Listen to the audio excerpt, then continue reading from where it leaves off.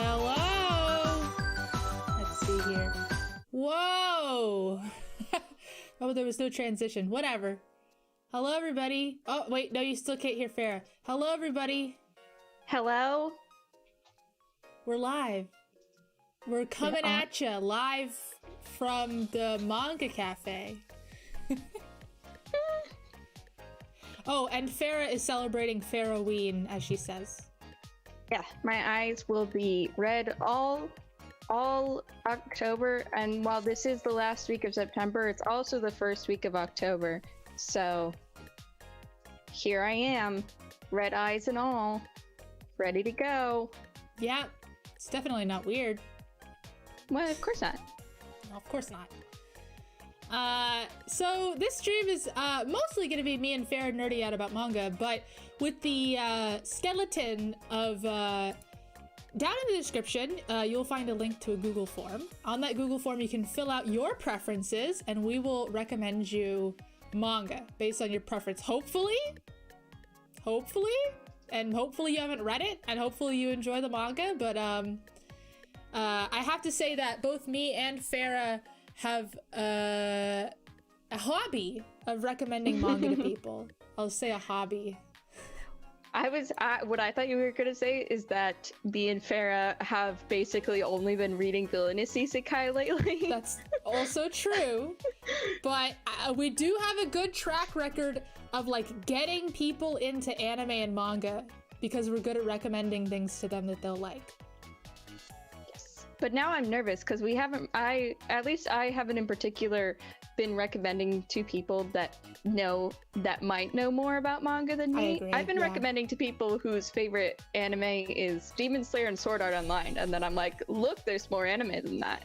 Yes. And they're shocked and amazed. Yes. Yes. Oh, Khan, if you want some Villainous Isekai recommendations, please make sure to, I don't know if you did fill out the form, but please fill out the form.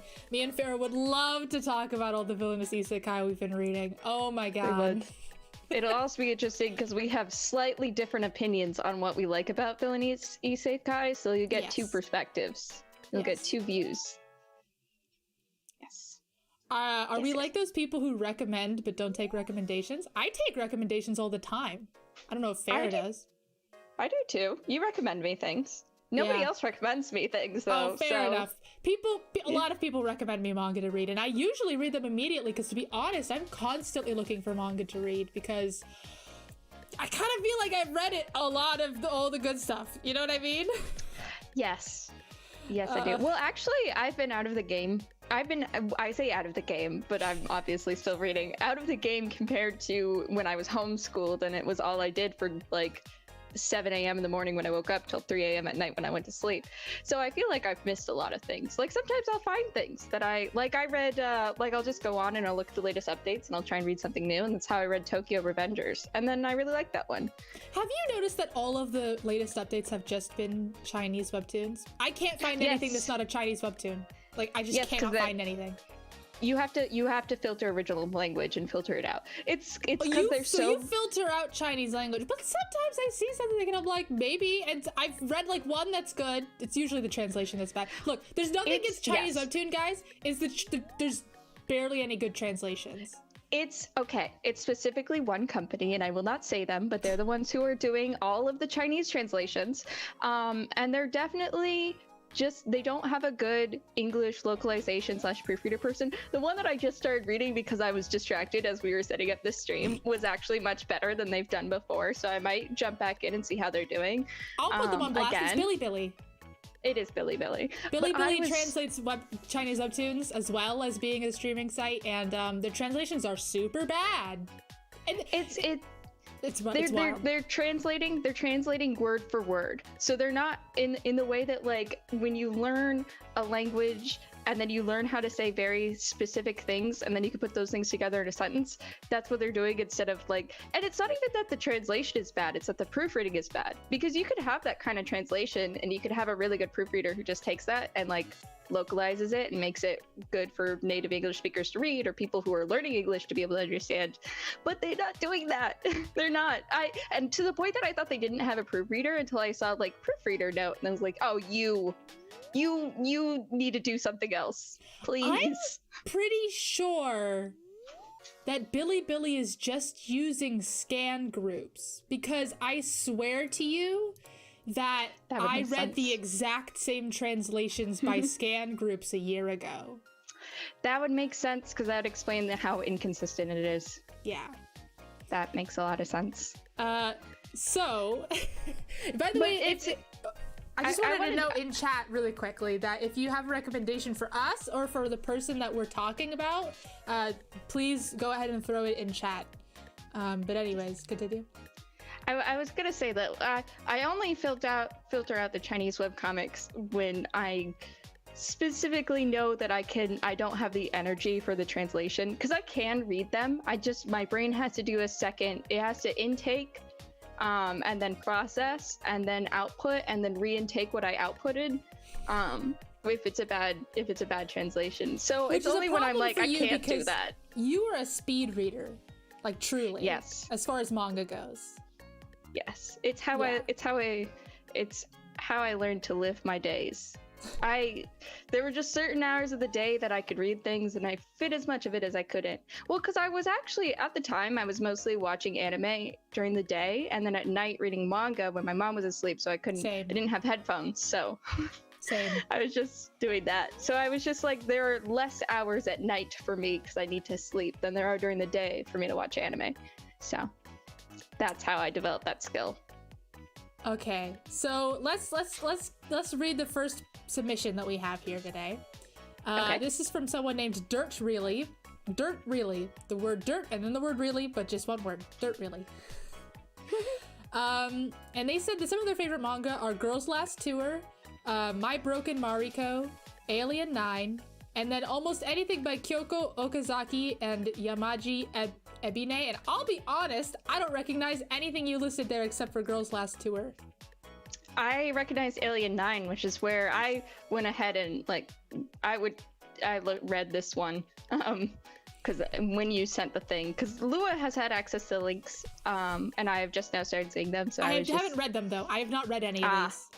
Okay, yeah, I started reading this first one just to see kind of how whether or not I was out of my depth, and I do have a recommendation for this person. Oh, yes. Do we want to read the whole thing first? Or? Oh, yeah. So that they said, I like it when the art goes crazy. Gay blank, gay S, but not in the Yuri Buta way, also rocks. But honestly, I'll read anything, is what they said. They said they're trying to get more yaoi and josei. Please help me, Lua and Farah. I do. Oh, now I have because I only read the first line, one of some of your favorite manga, and then came up with a recommendation. I was gonna say, have to say, as far as the yaoi goes, that's Farah's territory. That's not mine. Yeah, that would be my territory, and I have to think about it because honestly, when I think of yaoi, the first thing that comes to my mind is the trash that I've read. So I'll have to sit on that one. But I have a recommendation already. Oh. And it was immediately what made me think of it is Alien 9. So if you can stomach some horror manga, I recommend Wakusei Closet, and I'll put the name in our Discord, Lua, so that you can show how it's spelled. Whoops, I'll write it on screen for people. I wish I should have gotten like a notepad. Maybe I'll try to get that. Oh, here we go. I see. I'll get a notepad when you write it down. I want to say that this one it's a touching, well, okay, it's a horror. It's a horror first, kind of touching romance second if you ignore the ending. Which I do. I honestly, if you never read the last chapter, you're better off for it, because and that's the thing, is that everything, chapters, it's a pretty short read, it's only 36 chapters, but chapters 1 through 36 are so good. They're so good. And then the last chapter, and I can't spoil anything, but it really kind of upends a lot of what was built up, and that upsets me. But it's really good. It is terrifying. I will say it's terrifying. So it's about this girl who, when she falls asleep, she ends up on like this she ends up in a dream on this alien planet, and then she sees another girl on this alien planet, which is where that gay S comes in, if you ignore the last chapter. Oh, is it queer baiting? It honestly, it's honestly less that it's queer baiting, as much as like I don't want to say it is queer baiting, because if you ignore the last chapter, it's like really, it's really good, and they like it's I don't want to spoil anything. I'm gonna try not to spoil anything, but it really doesn't. Because queer baiting, because they're young and they're drawn young, so it's not like they're gonna get into any. It's not. One pro of it is that it's like it has young characters drawn young in a non-sexual way, which can be rare with manga, but and so it's just like, oh, this is just like a really sweet kind of romance in a very scary setting between two girls, and then they kind of upend that, but not in like it feels like they didn't know what they knew that they wanted to write about love. They just took it in the direction they shouldn't have at the end. And that's all I'll say on that, because that's all I'll say on that. But I will say that, so she dreams that she's in this alternate dimension where there are aliens, and she meets this other girl who in this alien planet, and then she wakes up and then she falls asleep and she ends up on the alien planet again, and she sees the girl again, and the girl's like, yeah, actually this is just there's like you're basically kind of coming through a portal every time you fall asleep, and I did the same thing as you, but now I'm stuck here and I can't remember why, and I can't remember how I got here or who I am. So she's trying to help the girl get out of the terrifying, absolutely horrific alien planet. Oh yeah, but it is super scary, but it is very good. And if you don't read the last chapter, that's okay. Yeah. I haven't even had time to look up what the other manga they mentioned are. Let's see really quick. Oh, I've seen this one, but I've not read it. Which one? My Broken Mariko.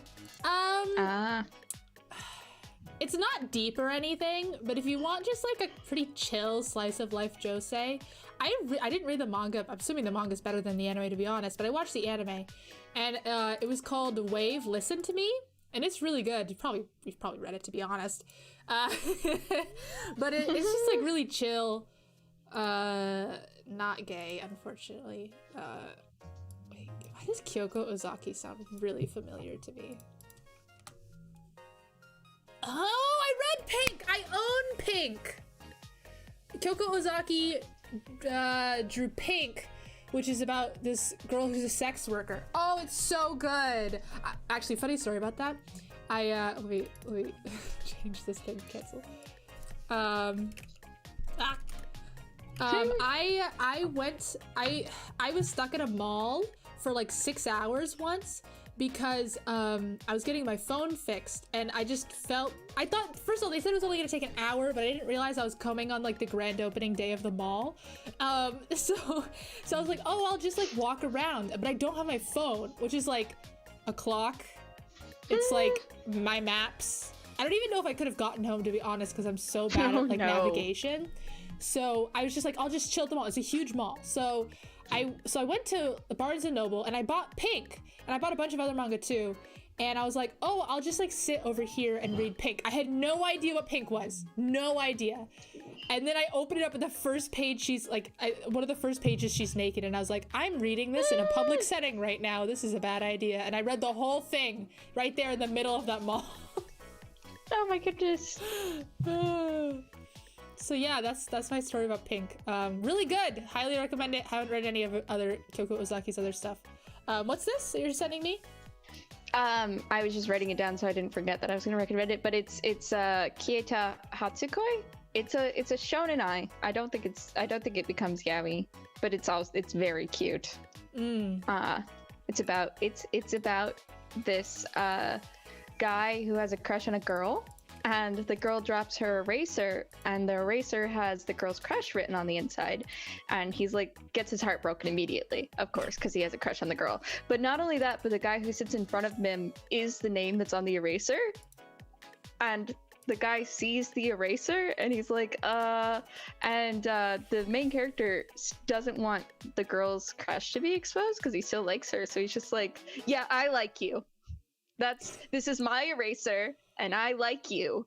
And the other guy's like, oh, let me think about it and let me think about it and I'll get back to you. And so he like really struggles with a serious answer to this. Aww. And then the other guy's trying to hide that he still has a crush on the girl, and then of course they just fall in love with each other. Yeah, of course. Yeah. But go ahead. The girl's story is not ignored. They're still like friends, and they explore her love story too. So speaking of cute. Like low-key not really BL but is really good. Are you thinking what I'm thinking? I don't think so. Well, Blue Flag. Oh, yes. I was thinking Blue Period, just because it has a queer character. Yes. I typed Blue Period. Oh, no. Which has an anime out, by the way, everyone. But, I haven't watched the first episode yet, but to be honest, looks kind of, I don't know if it's good or not. We'll see. I'm a little worried. But, Blue Flag, is a really great manga, which you can read legally via Shonen Jump, and also you can buy the volumes, and it's all completely out. It's finished. And it's about the main character is just this kid. You explain it. I haven't read it in such a long time. Wait, Blue Flag or Blue Period? Blue Flag, not Blue Period. Blue Flag. Okay, so Blue Flag is about this kid who it's so similar. He has a crush on a girl, except not similar. He has a crush on a girl, and she has a crush on his really popular super cool friend. And the really popular super cool friend has a crush on the main character. So it's like a real love. It's a true love triangle. Mm-hmm. And it's really good. It is really good. It's much more existential. It's very existential. Yeah. There's some parts that kind of annoy me because there's a certain point where it feels like the author is trying to justify people being homophobic. Yes, which was really frustrating. That is a thing that happens. But the rest of it's really good, and you do kind of move on from that, I guess. I guess the homophobic character kind of gets better. I don't know. Yeah, that part was frustrating. The manga doesn't mind its characters living in like a gray area. You know what I mean? Mm-hmm. That's true. Well, it is. I mean, a part of having it be like, pre this manga, the way that manga categories have kind of lived is that you couldn't really cross over. If it was a yaoi or shonenai manga, every guy in that universe is gay. If it's a straight manga, every person in that universe is straight, except for maybe there's one character that the female main character is friends with who cross-dresses. And they're like, oh. And then they always have that male character who cross-dresses, who's in love with the male lead, then start to fall for the female lead and then want to take care of her. The universes don't intersect. If you're in a universe, if you're a shoujo-ai or yuri universe, every girl is gay. And if you're in a yaoi shonenai universe, every guy is gay. So this was the first one that I read that was like, no, people just exist. People just all exist in the same world. That's the first one you read like that? Yes. Wow. At least to the point where it was a main character, where they're all main characters. True. That's true. Yeah. That was pretty interesting. I read a lot of manga that if like sexuality is involved, it's like an autobiography almost. So yes, that's the kind of stuff I read. Like, let me turn my head and look at my manga shelf really quick. Let's see here. I should just have like a gay section of my. You should. I sorted it all by publisher. I have Blue Flag. I have Dawn. What is it called? I can't read it from here. Oh, Our Dreams of Dawn. I have what is that other one called? Where the title's kind of weird. My husband. Oh, know what you're talking about, but I cannot remember. I just grabbed him. Okay, I had some of them in the same section. Okay.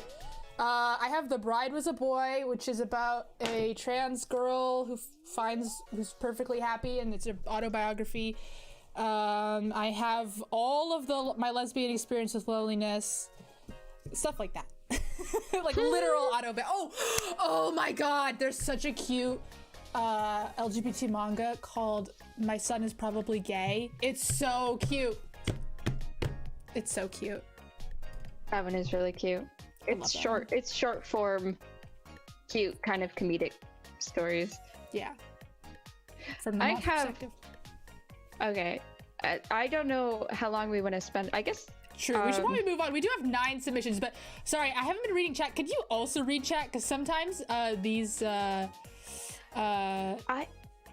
don't think I could read chat at all. You don't think? Oh, you don't think? Okay, fair enough. Okay, someone asked where Doro Hedoro would follow in this. I haven't read it. Have you? I know it's a whole. I really need to read it.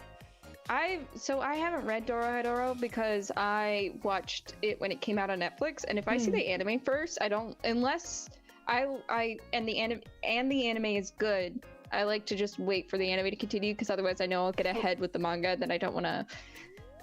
But Doro Hedoro, I mean that's what I would consider, based off the vibes of the anime, I would consider it like seinen. It is seinen.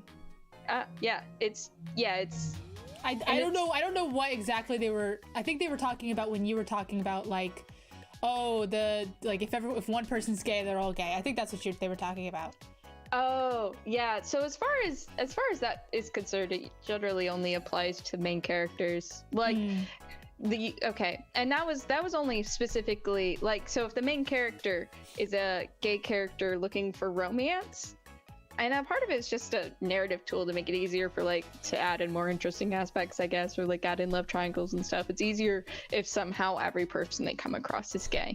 Yes. So if the main character is straight, that's not really a problem.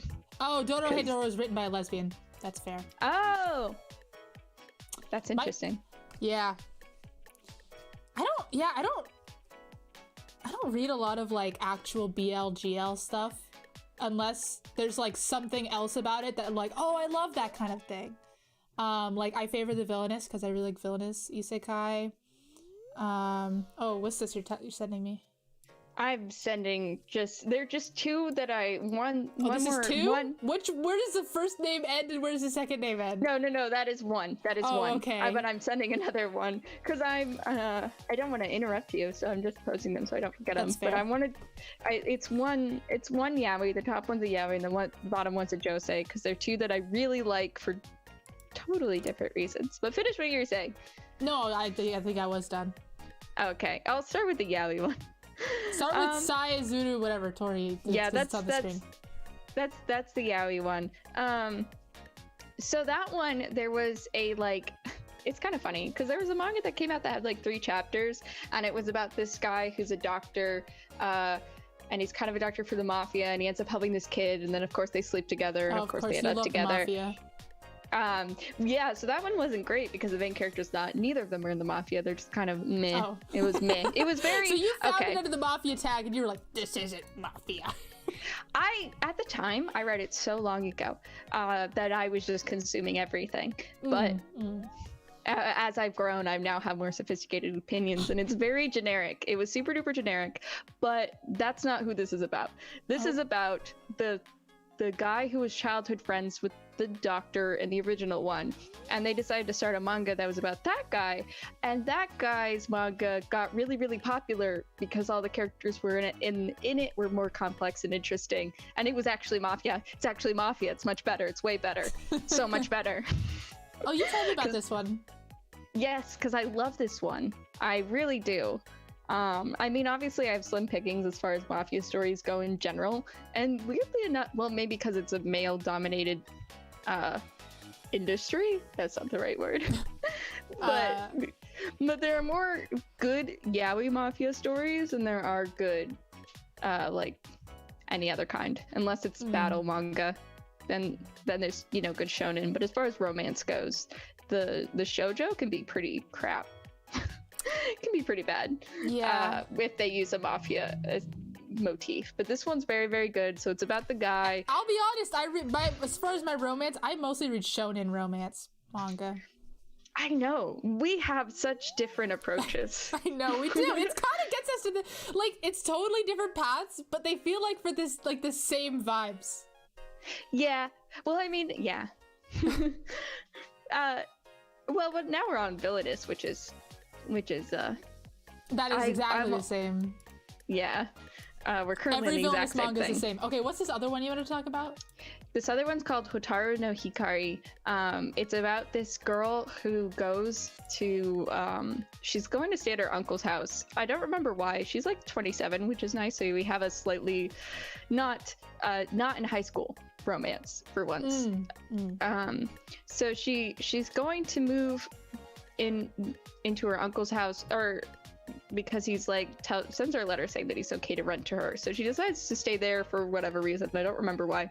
But she gets there and her boss is there. And she's like, what are you doing in my house? And he goes, what are you doing in my house? So her uncle had sold the house to her boss and never told her, but she's totally out of a home because she just moved all her stuff into this place and doesn't have a lease or anything. So he's like, and it's not a romance between them, by the way. Okay. No, he's like, you could stay here, and they have a friendship that develops, and it's really cute, and he gives her love advice, and it's actually like, oh, that sounds adorable. Yeah, and the relationships that she has with people that are not him are like, it's not like in other romance where it's the first guy that you end up really dating is forever, and then it's true love overcoming obstacles. No, she actually breaks up with people. So it's just kind of nice. It's like a more adult romance, and then you have this really cute friendship between her and her boss. Oh, that sounds adorable. It's great. You should read it. Maybe I will. Okay, we'll go on to the next one since we do have 9. Now, I did mention this at the beginning. The things that you sent us are basically springboards for us to just talk about manga in general. But in general, if you hear something that we talk about that sounds interesting to you, then it's worked. So the next one is from Plamer, who of course is always in chat. And some of their favorite manga are Komi-san, Dungeon Meshi, Haruhi, and Oran. And I have to say, Haruhi is a very strange one because I find the Haruhi of manga to be quite bad. But I'm assuming that you just mean in general you like the story. Also, I would like to note that for a long time we only had 4 submissions, and 3 of those 4 submissions had Dungeon Meshi as one of their favorite manga, which was hilarious to me. So Plamer likes slice of life, friends to lovers, and shonen. Relatable. Boy, do I have some recommendations for you, Plamer, because we have very similar taste. You also gave us your My Anime list. Let's check this out. Let me delete what we're talking about.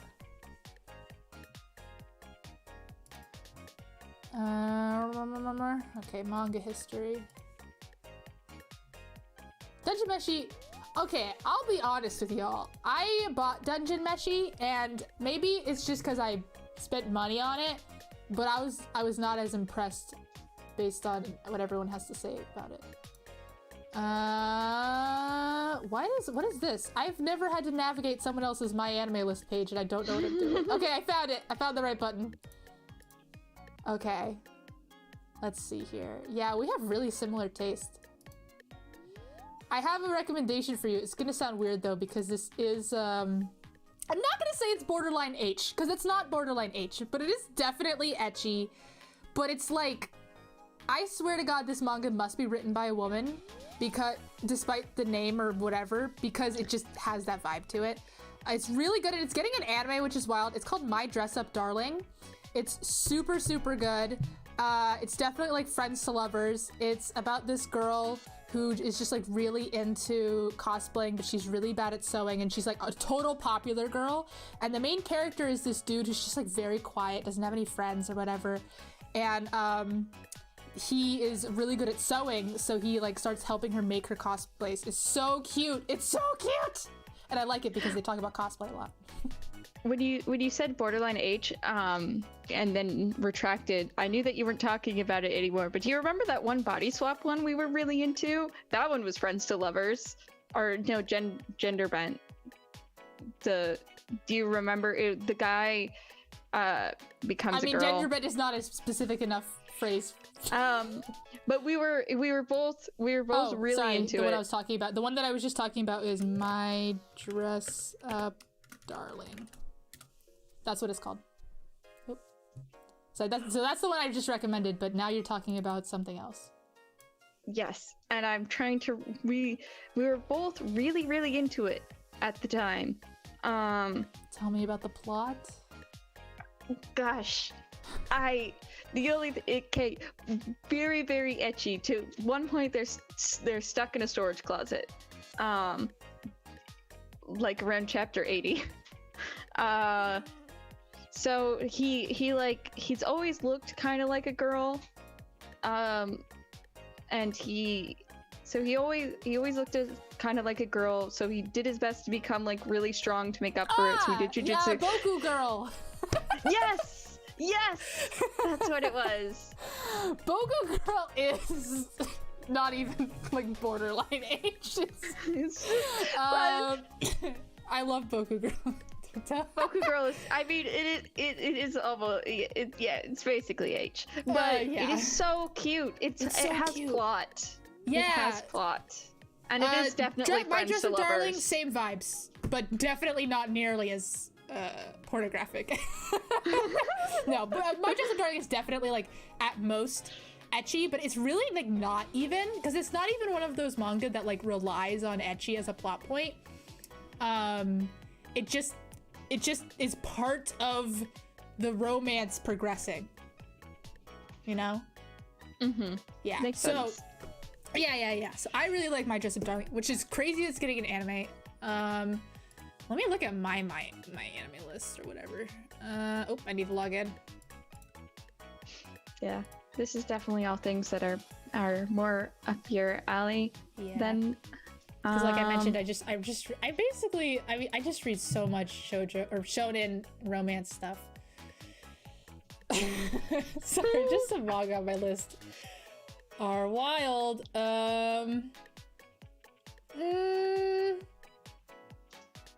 Oh, this is so random. There's a really good manga that I keep recommending to people called Destroy All Humankind, They Can't Be Regenerated, which is also Friends to Lovers.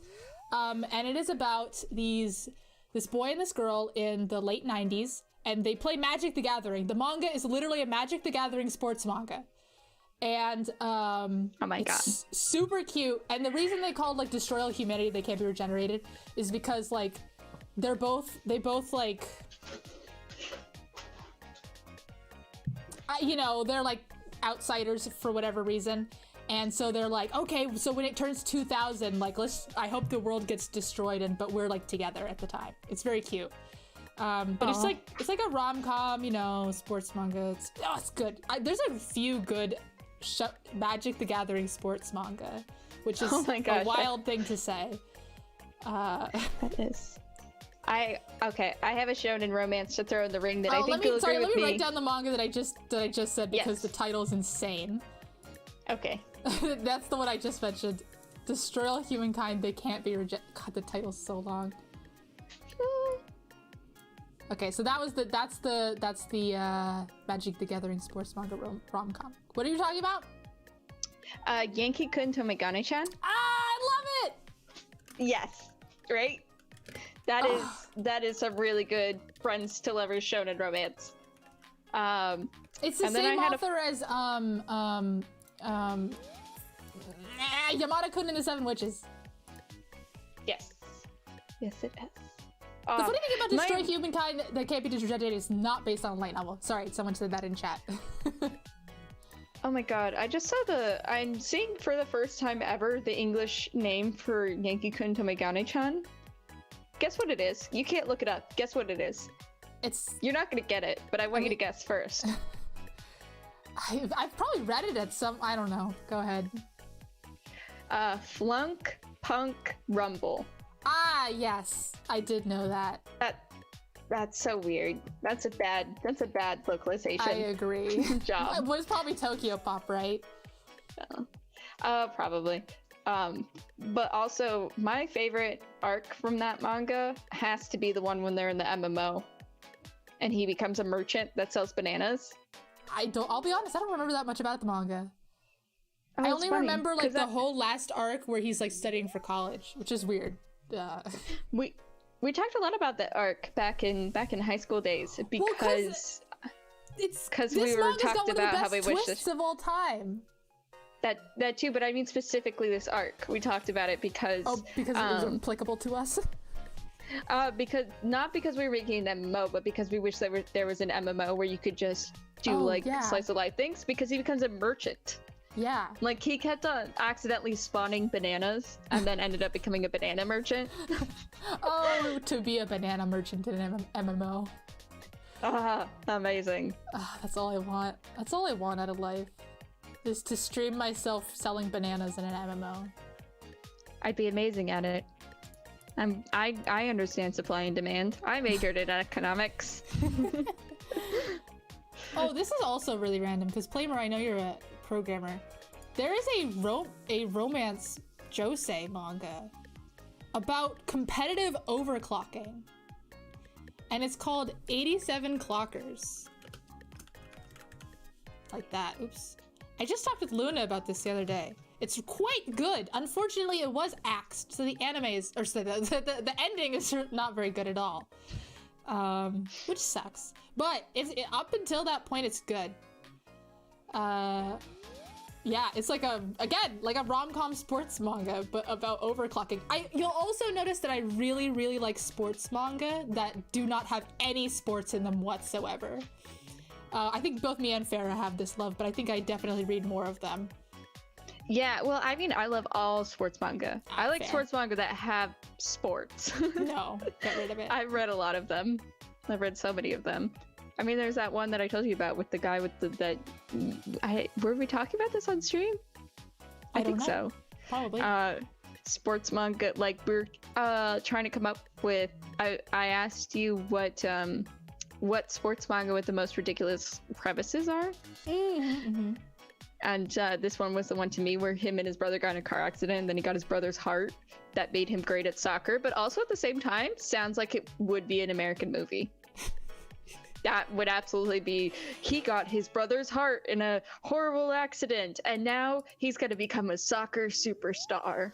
I guess. I guess. The other manga that I recommended under Yankee Kuntomagane-chan called Goku-San, it actually came out before Yankee Kuntomagane-chan, but it has similar vibes, except so it actually has such similar vibes to the point that I think it must have inspired Yankee Kuntomagane-chan. It's about the heiress of a mafia gang. Oh, we never even said the premise of Yankee Kuntomagane-chan. We didn't. We sure didn't. But it's about this girl that was in the that like her family is mafia, and she transfers to a school where she wants to be a normal girl, and she ends up befriending Yankee-kun. I don't think her family was mafia. I think she was just a delinquent.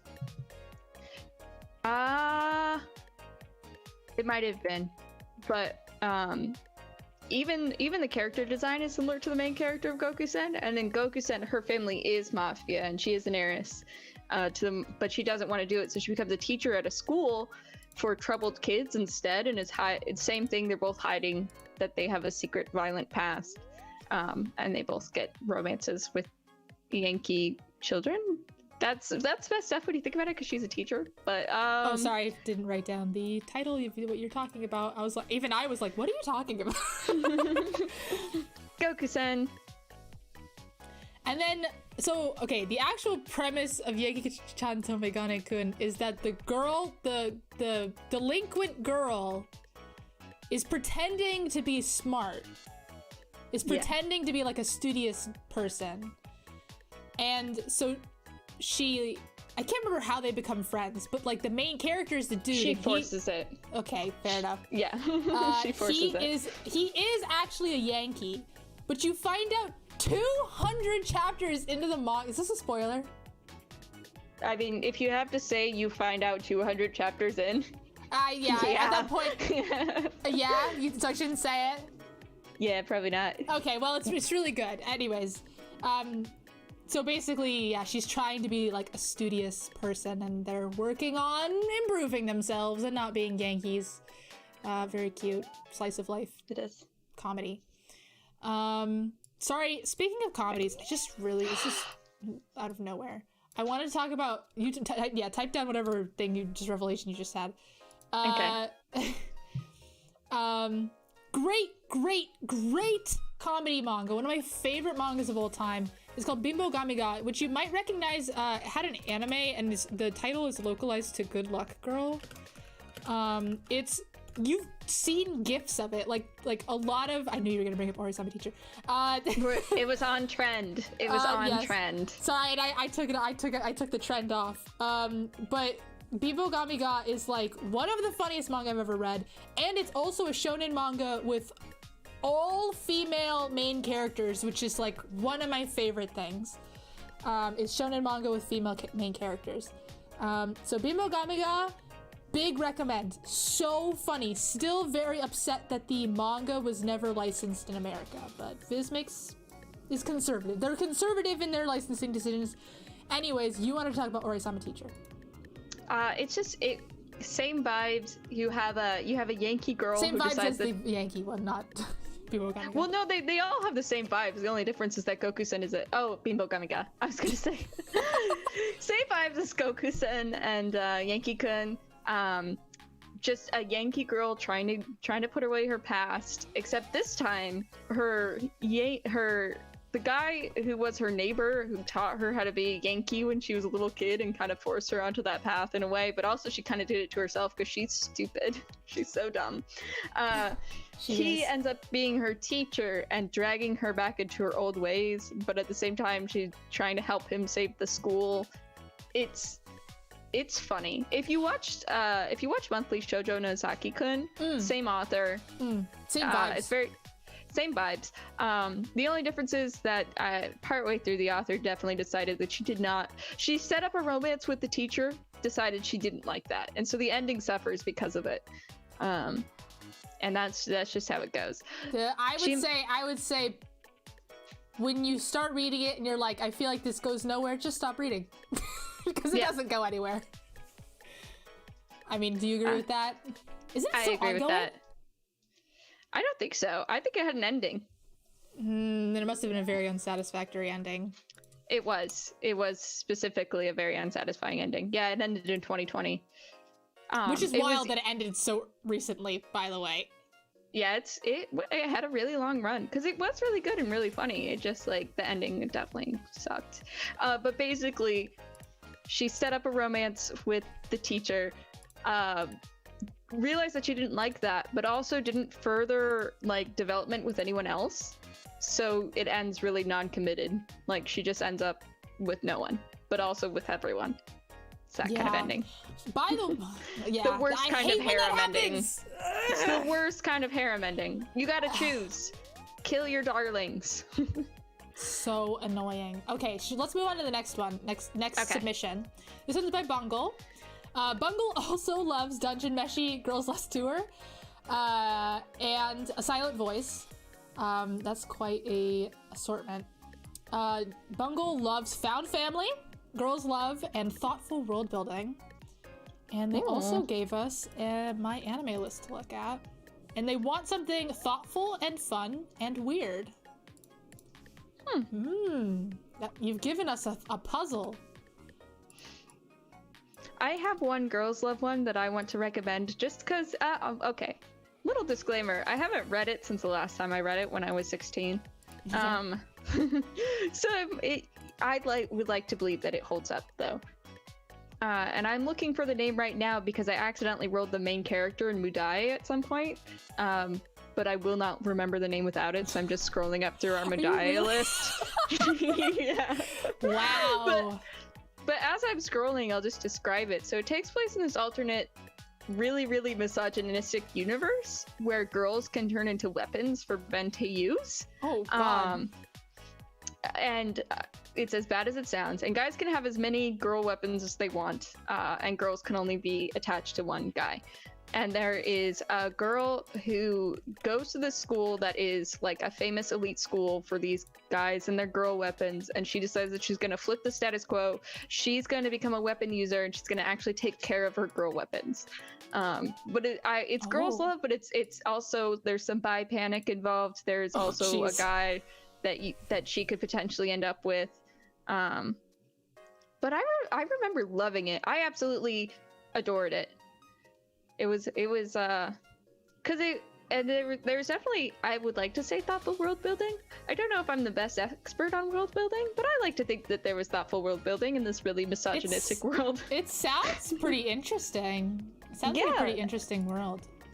And she has the two main characters give me strong, very strong, actually, even design wise, similar to Alice Academy, the main girl from that, and her friend that she, like the friend with the short dark hair. So the main, who you still I don't think know the title of the manga you're talking about? No, I'm still scrolling.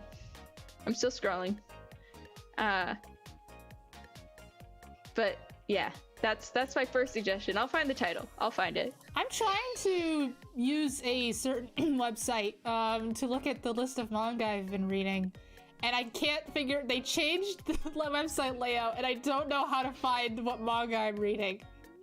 Do you know? What? Oh, is what the site that we use to read manga? The site we all use.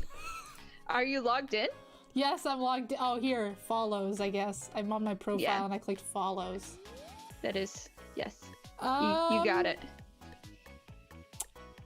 I don't know about, oh god. I'm just seeing weird manga that just like, as far as what you're talking about, I've definitely, what fits the criteria of what Bungle's looking for. I've definitely read some like this recently, but as I'm scrolling through my list, I just want to talk about like the really weird things, which you may or may not be interested in. And one of them is a wild manga called Kakushigoto. Let me write it down. This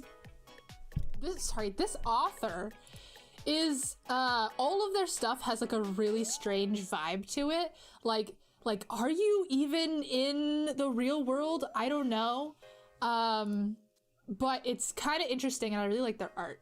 Kakushigoto is specifically like a character-driven story where every chapter or like every arc is about a different person and it's like from their perspective, and each of these persons has a superpower, like a literal superpower that no one else, like it's to the point where I don't even know if they actually have this superpower or if it's just a metaphor, but it's stuff like I can see people's heartbeats and how fast their heart is beating, and like I can see people's emotions via emojis above their head and stuff like that. It's basically like the examination of the relationships between all of the kids in this friend group by going through these arcs that are from their perspective.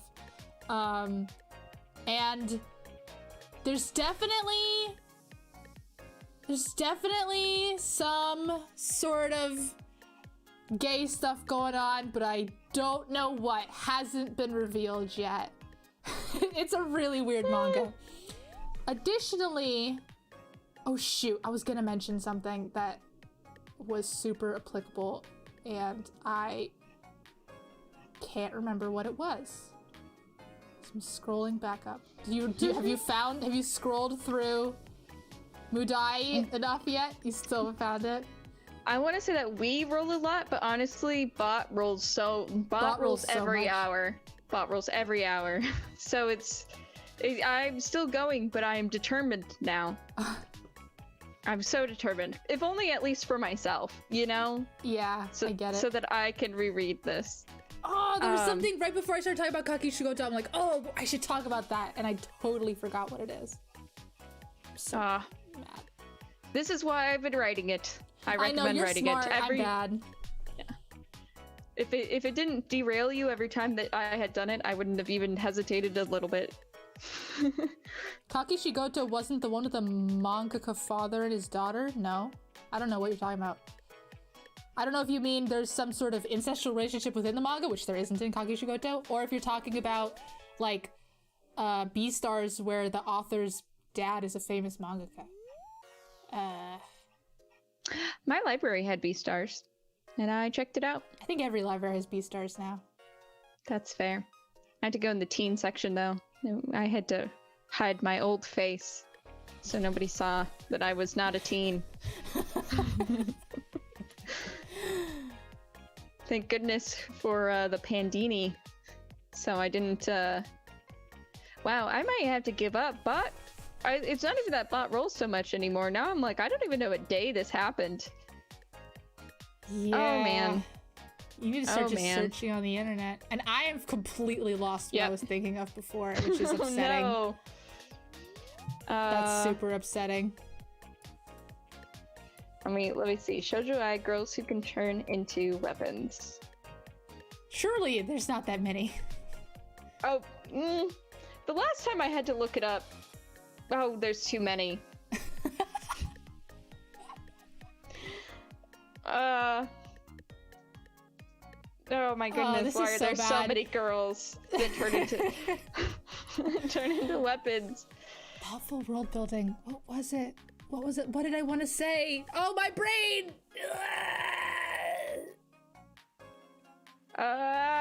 We're so dead. We're such a bad stream. We can't even remember the name of the manga we're talking about. I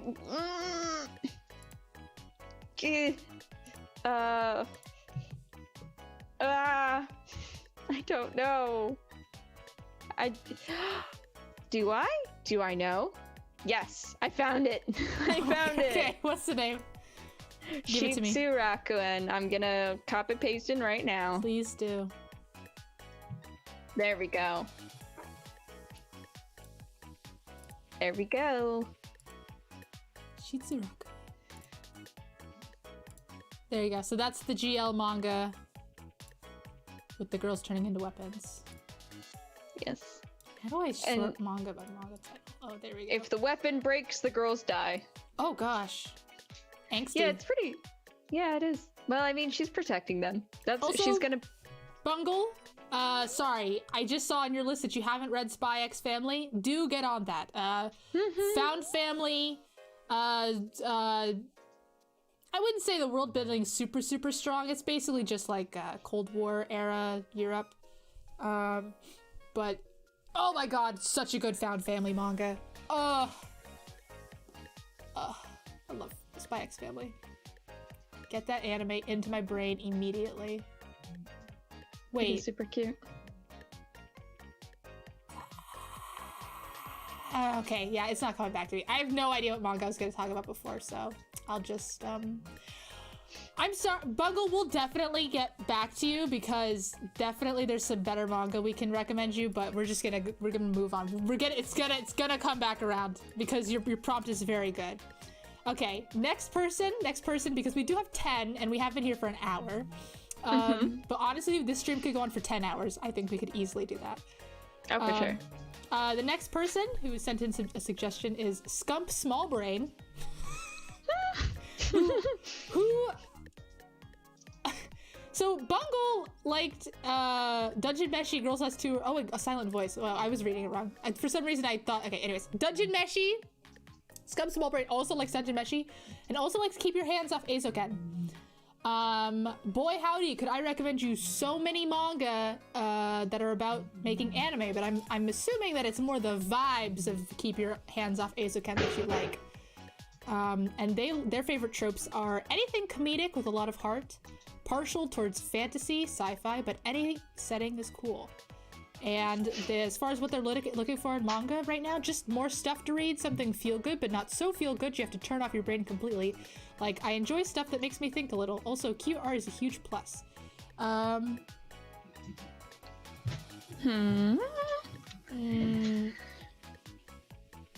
gonna go with Sket Dance. That's so random. Sket Dance, really? Yes, and here's my explanation. Here's why. It's comedic. It is, and it does get really deep sometimes. It does. It gets really, yeah. They all have it. It gets to a point where they're like, but you have a lot of goofs and gaffs, and then they're like, ah, yes.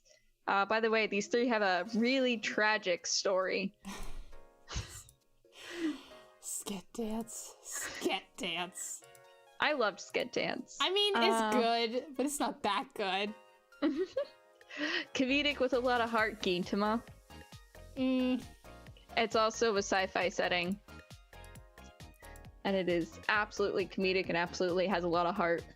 I'm just gonna Komi-san, which has an anime this season. The anime looks like it's gonna be really good, by the way. I'm really excited. Komi Can't Communicate. Honestly, I would expect that you've already read it, but I'm gonna talk about it for anyone who hasn't read Komi-san Can't Communicate. Komi Can't Communicate has a much longer Japanese title, but is about this girl who just like is so socially anxious that she just doesn't talk, but she's like absolutely gorgeous. Okay, Con, I'm gonna stay up later. It's a second Gintama. Con seconds to your Gintama recommendation. Yes. Comedy sci-fi background with a lot of heart. Gintama is Farrah's favorite anime, I think. One of. Cannot know. Fair enough. But Komi Can't Communicate is so cute. It's a comedy first, then it kind of becomes more of a rom-com later, and it's just about the main character is just like this very empathetic guy who just like, you know, becomes friends with her, and they you know, she like slowly gets out of her shell and makes new friends. That's the manga. It's so cute. Yes, it's also very slow burn, very, very slow burn. But I'm so excited for the anime. The anime looks like it's going to be absolutely fantastic. So that's fantastic. Also, another one you've almost certainly read, but Kagiyasama, which also has a really good anime. Kaguyasama is also some very slow burn rom-com, but like, it's so cute. I love Kaguyasama. Did you ever read or watch it? Me? Yeah. I read a lot of it. I read everything up until they moved magazines and decided it was going to be slightly more mature, and then I kept reading a little bit and I was like, this is weird, and I kind of stopped reading. But I want to pick it up again, but especially because I continue to buy the volumes from my local comic book store. Watch Kaguya dubbed. Interesting take. I haven't seen it dubbed. I'm sure it's good though.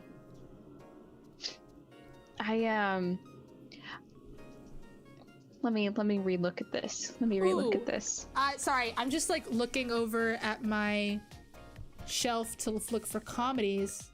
Really random. So this is such a random suggestion. Pretty Face. You remember that manga? Yes, I do. That is random. Yep. It's in the middle of my bookcase, so. That's fair. I was gonna mention, oh, my brain just went Skit Dance, and I'm like, no, you already said that. Oh my god, where did it go? Wait, it's in there somewhere. Hold on. Sakamoto. I'm Sakamoto-san. Oh, that's very short.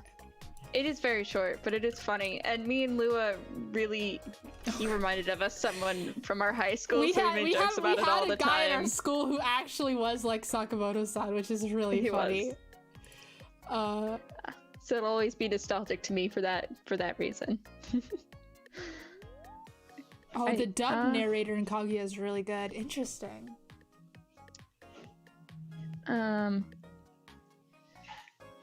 Okay, let's go into number 5, because I feel like we've said a lot that have covered this in some of the previous ones. True. Oh, Con, here we go. Con, you perfect timing. Good thing that you stayed. So Con 2012, you'll see in chat. Some of their favorite manga are One Piece, Komi-san, just mentioned that. Just about every Gundam side story manga, and the Otoma game Death Flag, the one that got an anime. Sorry if that doesn't make any sense to anyone, but I'm just telling Farrah because she knows what I'm talking about. Yeah, I know exactly what you're talking about. So let me just quickly tell you about some of their favorite tropes. Mecha, space opera, which I'll be honest, don't think we can give you any there, unless you have some secret trick up your sleeve. Well, mecha, I have one that I'm remembering. I don't remember the name of, but I want to talk about it. Space opera, technically Gintama, but obviously Khan already seconded that. But I was gonna get into, it says One Piece style found family with 2 collective brain cells, where there's a bunch of lovable idiots united in a bad idea. That's literally Scat Dance. Wait, let me finish. And also enjoy Villainous Otome style of Isakai.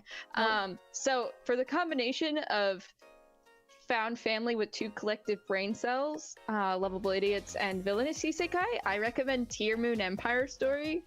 You've told me about this so many times, I've still not read it. I know you haven't. No one has. Only me. Only me. And now Khan.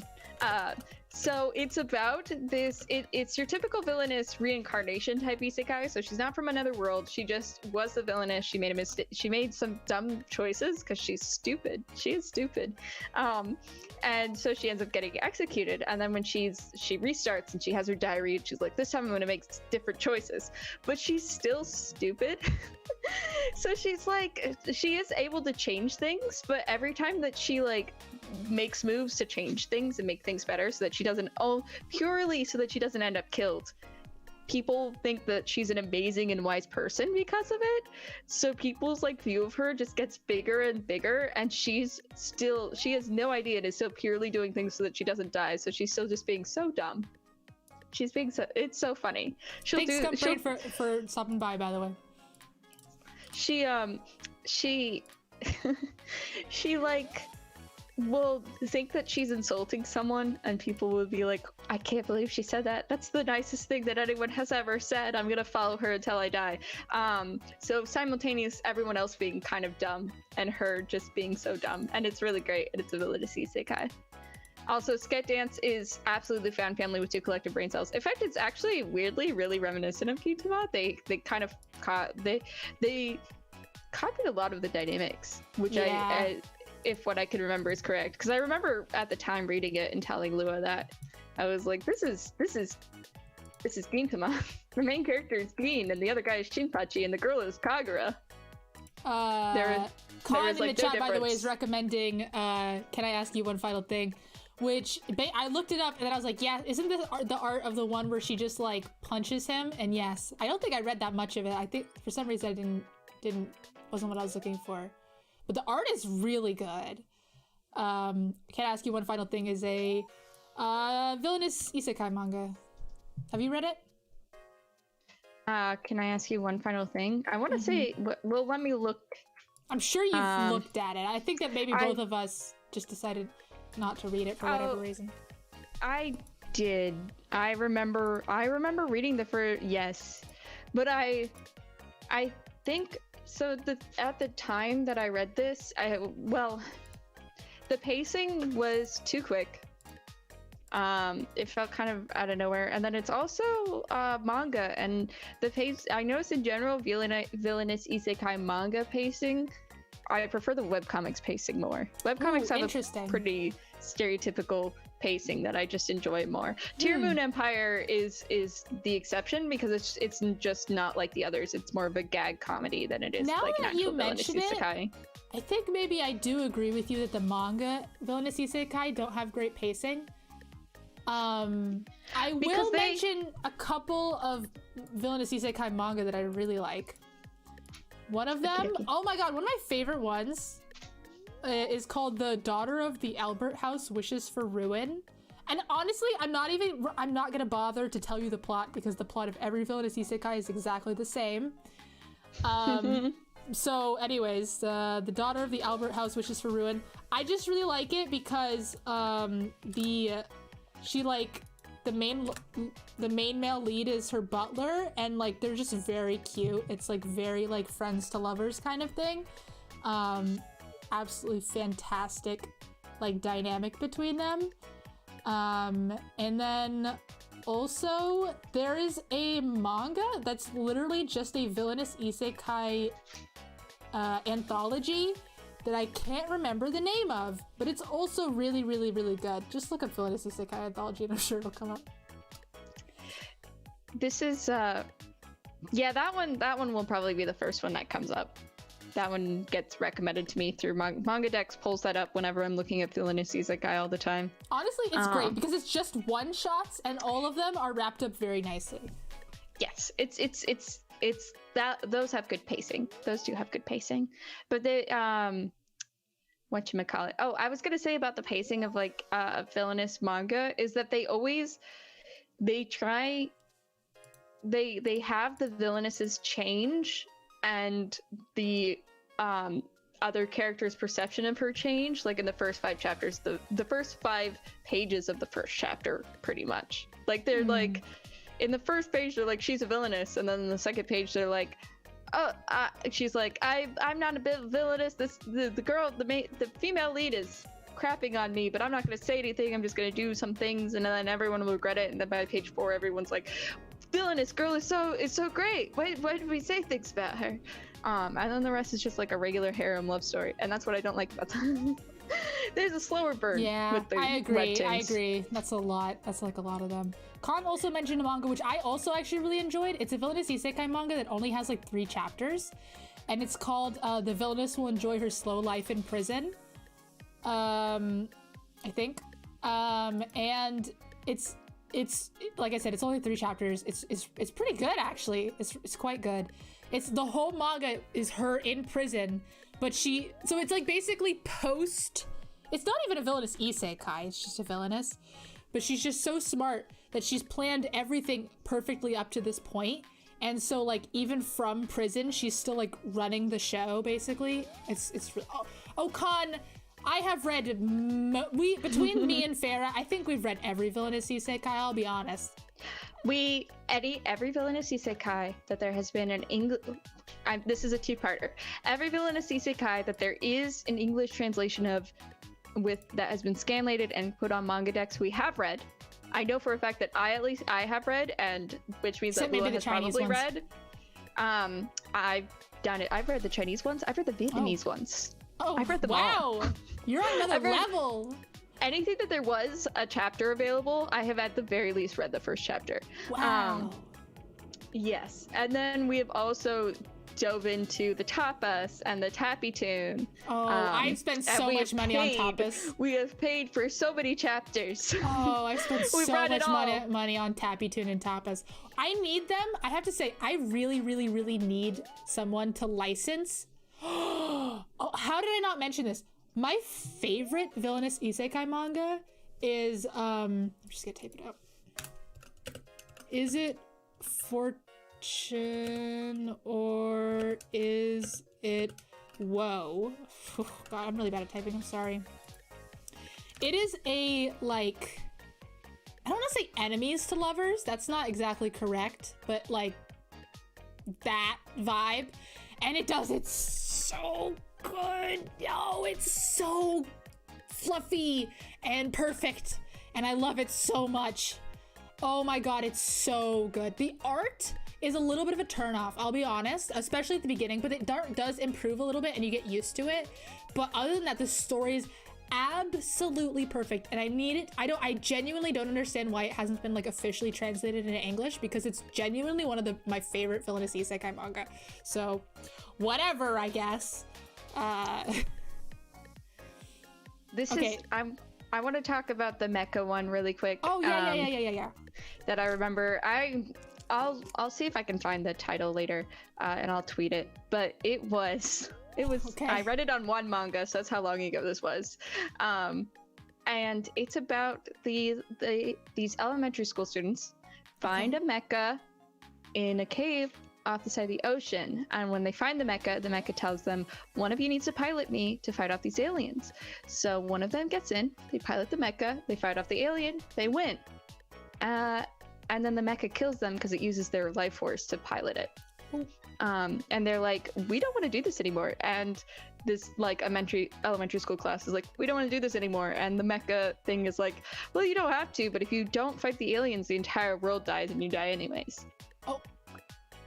Oh, another really good mecha anime. It doesn't really have a manga. I mean, it's an anime first, so it has a manga, but the anime came out first, which I'm sure you've seen, Con. But Planet With is so good. It's so. Did you ever watch it? Me now. Oh my god, think it's I did. so good. It's like, it has like all of the like existential vibes that you expect in a space mecha anime, but like it's very fluffy. It's so fluffy. Oh, it's so good. Oh my god, you have to watch it, Con. It's just called Planet With. It's so good. So good.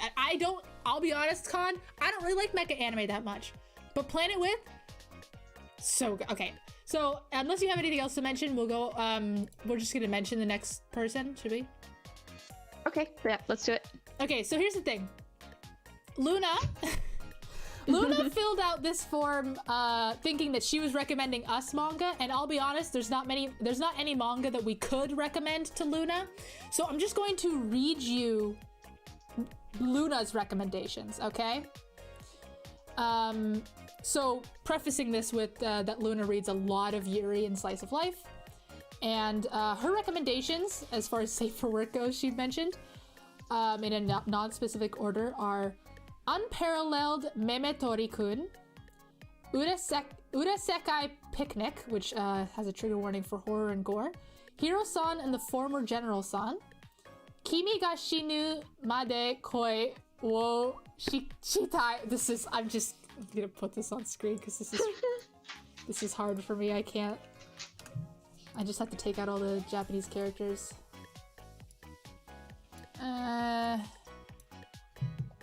And I'll also go on a little bit of a rant because she does mention literally my favorite manga, and because she knows I like it. Sorry, 1 second. Just formatting all this stuff before I cover the screen with it. Okay, so these are Luna's recommendations. Oh boy, did they just literally cover our screen. I don't even know. I also love the text is like on top of us. Okay, how am I even gonna... Oh gosh, I'll scroll the text up as I read it. Okay, so like I said, Unparalleled Memetori-kun, Urasekai Picnic, Hiro-san and the Former General-san, Kimi ga shinu made koi o shitai, which has a trigger warning for child soldiers and death, Protagonist ex-rival, Accept My Fist of Love, sounds different than intended. And then I wanted to stop here on Fantasy Bishoujo Juniku Oji Santo because this is actually my favorite manga, at least right now. It is a extremely good gender bender isekai manga, and it's written by a husband-wife duo who are both talented mangaka in their own right. And it's getting an anime which is truly genuinely shocking. And basically the basically the plot is the main character is this dude who's just kind of a loser, and they're like in their 30s, and he has a best friend who's like, you know, super popular, super good looking, everyone loves him, super successful, right? And they get really drunk one night, and the main character who's a loser is like, man, like, this sucks. All I want is like a cute blonde girl with sharp teeth. That's all I want, right, in life? And when they get isekai'd by the goddess of love. And the goddess of love is like, okay, I will grant your wish, and turns him into a girl.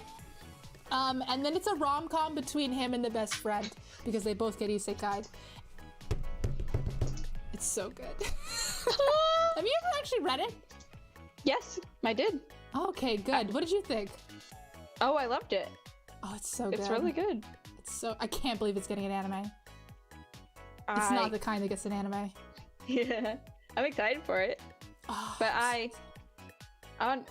we missed a space opera mecha one that I have to bring up. Oh, sorry. All Noah Zero.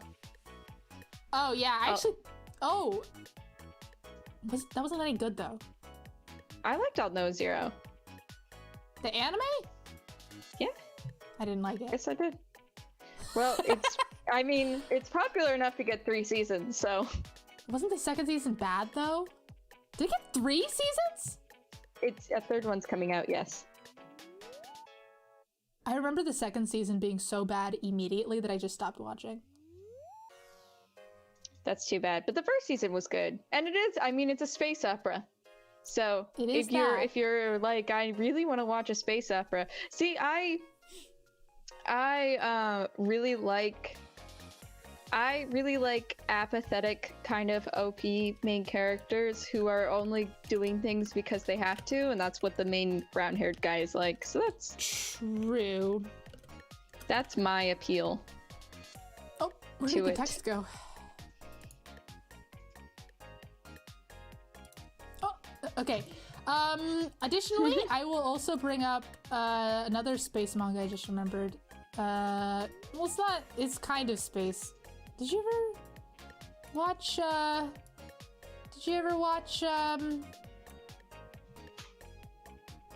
Gargantia of the verdant ocean? Yes. Gargantia on the verdurous planet. Yeah. Yes. That one I liked. That one's really good. It is good. Let me type that one's cute. Let me attempt to type Gargantia of the verdurous planet. It's such a stupid title. The English title. Let me just type the Japanese title. Suisei no Gargantia. That's I believe, if I remember correctly, that's the Japanese title. Really good. It's about this dude who is fighting a space opera, like fully all the bells and whistles, and then he like goes through a wormhole and ends up on this completely waterlogged planet, where everyone lives on boats, and they fight. They don't fight them, right? No, the squids in the ocean. No. So there happens to be squids in the ocean that look just like the aliens that he was fighting in space, and he can't. I mean, the robot does kill one at one point, but that it was bad, and that's all I'll say on that. Mm-hmm. Anyways, really good. Suisei no Gargantia is super good. It's kind of almost like slice of life because it's like it's essentially like a PTSD story about a soldier like having to adjust to civilian life. But you typed something in chat. Do you want to talk about it? It's the one that I already talked about the elementary schoolers that find the mecha in a seaside cave. I found it. I think I've heard of this one. I never finished it because it was messing me up too much in the brain. And I was like, I need a break from this. Ooh, speaking of messing you up in the brain, let's go to our next person who wants a suggestion. Sir DePixel. Some of their favorite manga are Great Teacher Onizuka, which is, you really like that one, right? I did. They'll like Gintama. Yeah. Oyasumi Pun Pun, 3 Days of Happiness, which I've never heard of. Golden Spoon, which I really like, and Real Life, which I really like. The anime wasn't that good though. And then their favorite tropes are seinen, romance, drama, colleague, and youth adult settings. Interesting. And what they want right now is a story that makes you stop reading to say F out loud. Oh. Interesting. It's kind of like the one you just mentioned. Yeah, they'll like Bokurano, Bokurano R's. There's also another one. That's a manga about a girl who wants to be an astronaut. That one does that. And it follows her through astronaut school and stuff. Twin Spica. Oh. It's good. Have you read it before? Don't know. It could be kind of brutal. She essentially, No, I haven't read it, but I've definitely seen it. It's pretty famous. Yeah. So she wants to... So, if you look at the images, there's a guy with like a lion mask see that on. guy. Yeah, so... sad. Oh, okay. Yeah, basically an important point of the story is that like one of the things that makes her want to become one of the things that makes her want to become an astronaut is that wait a second, I have to read what this says. Maybe I'm remembering it wrong. It definitely looks like it's in line with what they're looking for just based on the art though. Okay, yeah, so so they're trying to become an astronaut, like the first Japanese astronauts in space, but there was already one that already tried before them and everyone on it died, and it was called the Lion. So she has this friend who wears the lion mask, and you know at the beginning about this spaceship that kind of like inspired her to want. So simultaneously, the first venture that failed and everyone on it died, called the Lion, inspired her to become an astronaut. And then also this guy helps inspire her to become an astronaut. But then also it's kind of like, oh, he's wearing a lion mask, and the name of the spaceship that everyone died in was called the Lion? Who could this guy be? And there's also the fact that you never see him talking to anyone else, and you never see him without the mask. So I think he can kind of, yeah. I have a manga. I don't want to recommend it because I'll be honest, it's like easily one of the most messed up manga I've ever read. Oof. But it kind of sounds like that's what you're looking for. So I will mention it. Again, I don't recommend you read this. It is, however, available on like the Shonen Jump apps and stuff, which is wild. It is called Hina Change and is a body swap manga, but it's not anything like any of the body swap mangas I've read before. It's about, so the body swapping is between this boy and this girl who are childhood friends. And the girl is in love with the boy, but the boy is gay. And it's essentially them dealing with this very, very messed up codependent relationship that they've created. That's all I'm gonna say about that. It's not like anything horrible happens on page, but you're just reading it and you're like, this is just so unwell. Like, every single chapter, you're like, God, honestly, I don't even know how I read the whole thing, because it's just so depressing and like mental illness to the max. Oh my God. Like, but yeah, that's all I'll say about that. Next one? But if you like it, Oyasumi Ponpon, then they'd probably like it. Yeah, maybe. Because Oyasumi, God, that one is mental illness to the max. That's just depression on the page. Yeah, that is just someone coping with something in front of everyone. I don't know, Certipixel, I don't know if you've read Oyasumi Ponpon's author's other manga, which I've never read Oyasumi Ponpon because I've tried to, but it's honestly just too depressing for me. I don't have that emotional capacity. But their newer manga, the one that's currently running, is called Dead. Sorry, I never remember the name. Dead Demon. I literally typed this in. Okay, Dead Demons Dead Destruction. Let me just. And it's the same author. Oh, they haven't read it. Okay, yeah, definitely read this one. It's super, super, super good. It's a lot of political commentary, to be honest, but it's Japanese political commentary, so it doesn't have anything to do with me. And it's very good. It's super, super good. It's about basically one day. I've had so many nightmares inspired by this manga, to be honest. I had one just the other night. It basically happens in this manga, before the manga even starts, one day, a giant alien spaceship just appeared over Japan.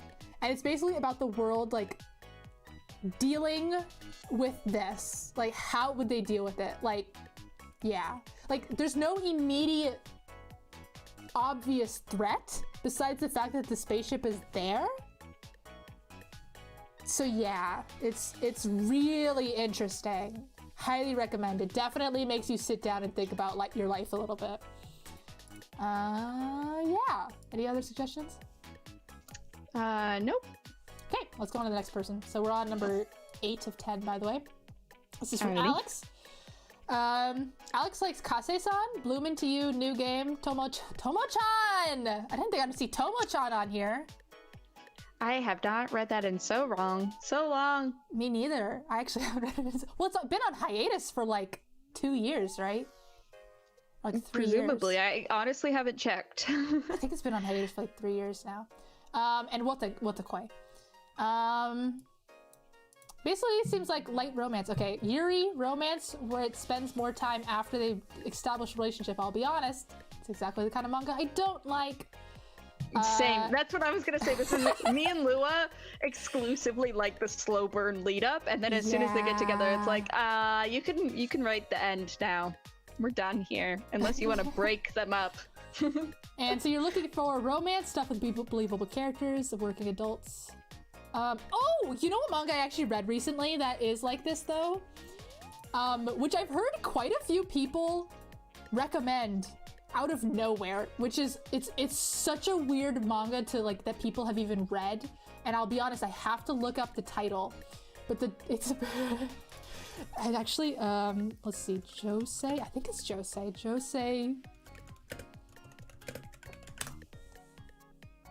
Oh no, oh yes, okay, it's called Sweat and Soap. And spelled sweat wrong. Oh, I've seen people recommend that, right? And then I read it. Did you read? Yes. It was. I think it's definitely what Alex will it's like. Maybe a little bit more than what Alex is looking for, but yeah, maybe not necessarily a bad thing. So it is. It's adult. Like, it's adult. I wouldn't say it's like pornographic or anything, but it's definitely adult.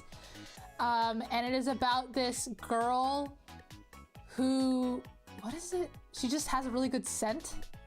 And then this guy who works at a... she smells bad. She's like sweats bad? a lot. Oh, that's right, she sweats a lot. And he makes soaps and has a really good scent. And like, he has a smell fetish. Yeah. But it's really popular, and I don't understand how many people have...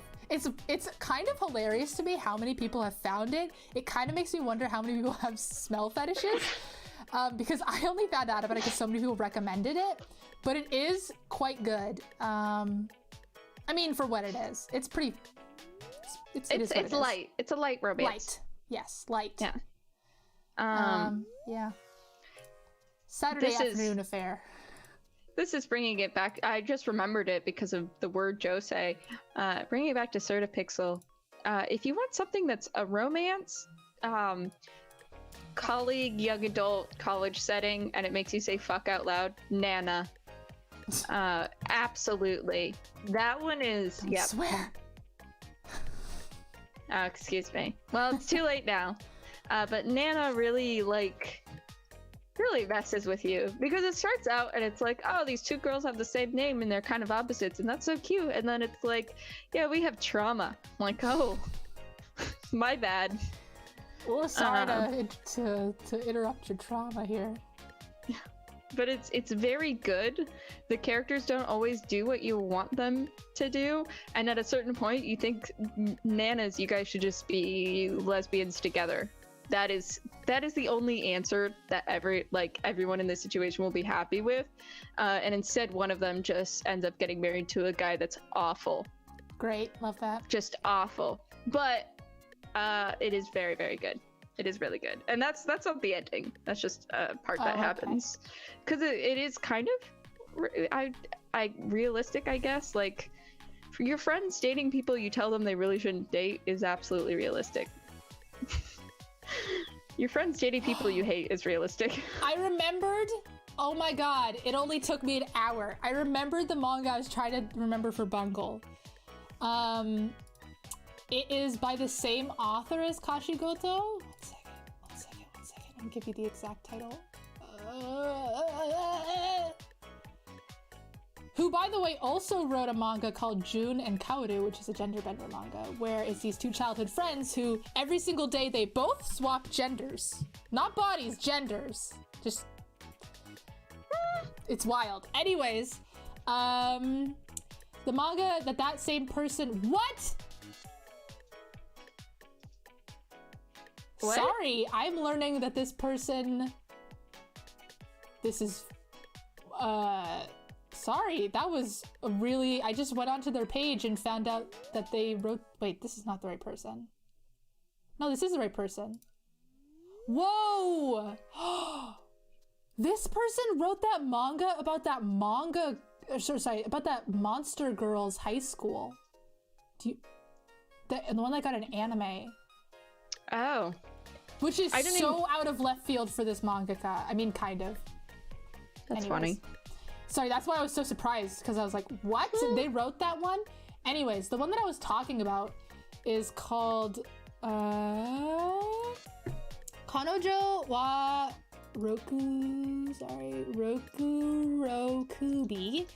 and it is about a girl who is a yokai, and her childhood friend. Yeah, Interview with Monster Girls. Yes, the same author did Interview with Monster Girls, apparently, which is so wild because Interview with Monster Girls is straight up a comedy, and none of the rest of these manga are.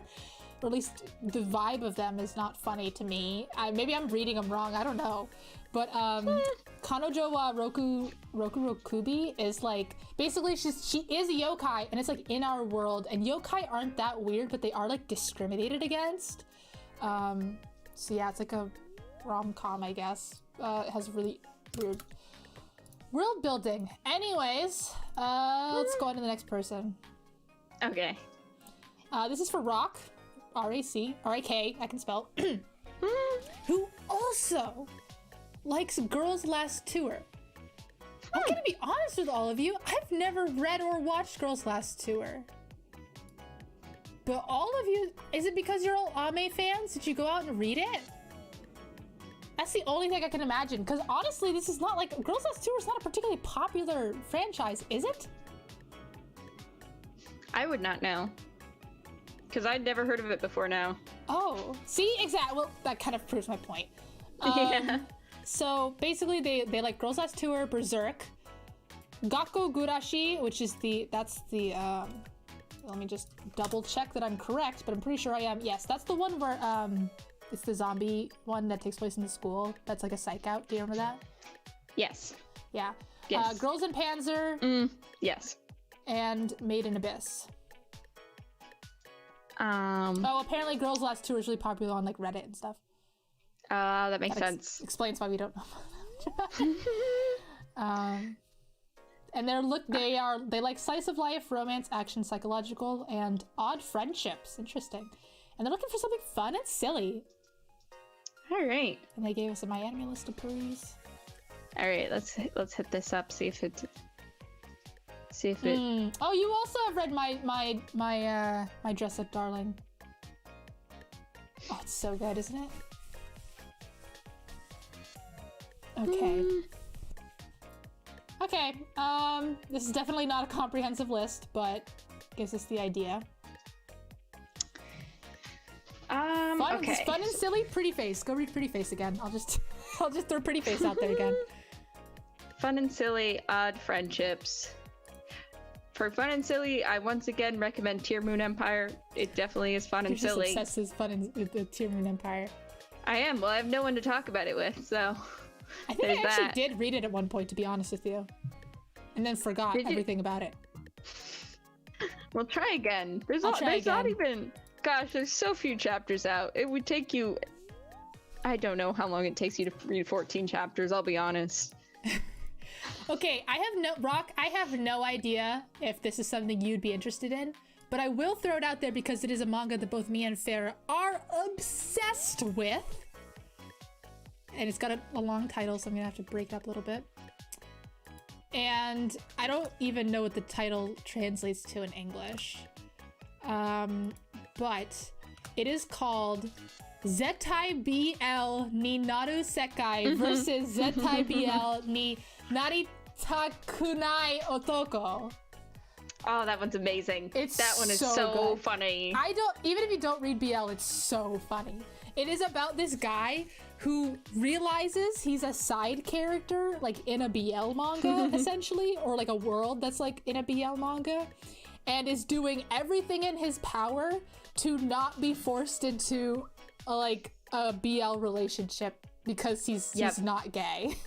So he studies all the BL manga, and he basically every chapter is explaining a different BL trope and how he avoids it, and it's very funny. It's so funny. It's so funny. Very light read. Oh god, it's so funny. Let's see. I'm just scrolling through my manga now. I've read too many though. This I have 3 different manga lists and none of them encapsulate. Oh, also I'm gonna throw out Bimbo Gamiga again. Also very funny. Please read Bimbo Gamiga, everybody. It's so funny. Endo and Kobayashi's live commentary on the Villainous is cute. I love very cute. One. It's about this brother and sister that are playing a dating game. They're not brother and sister.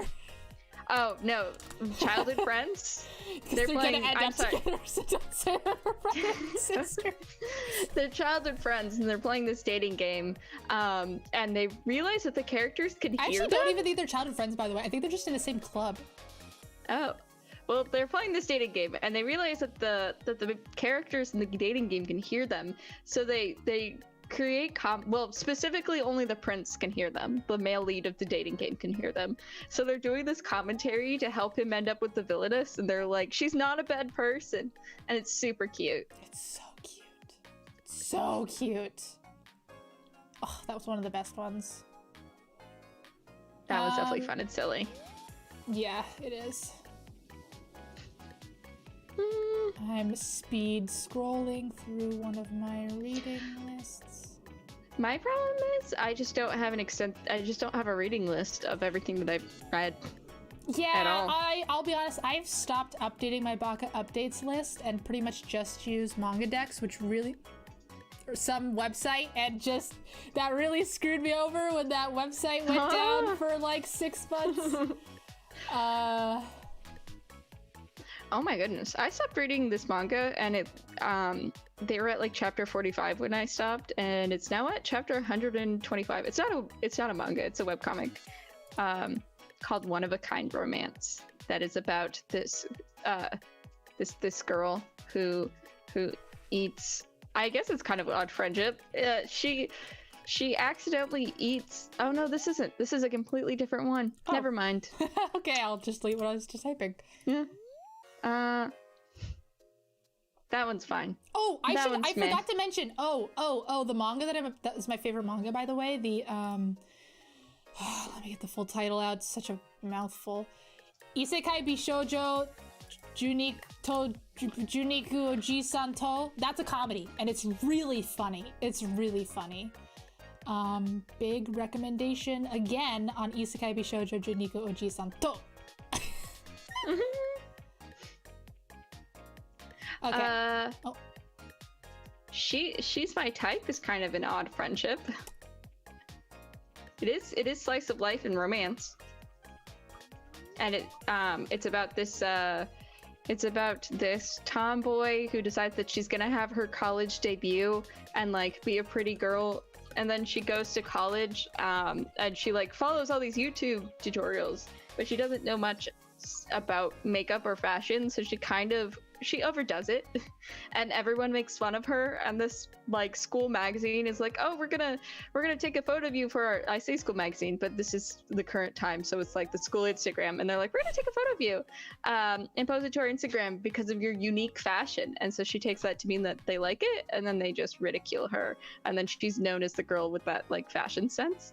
But she ends up being neighbors with a guy who is secretly a makeup artist on YouTube, but he doesn't want anyone to know because they'll be prejudiced against him for being a guy who wears makeup.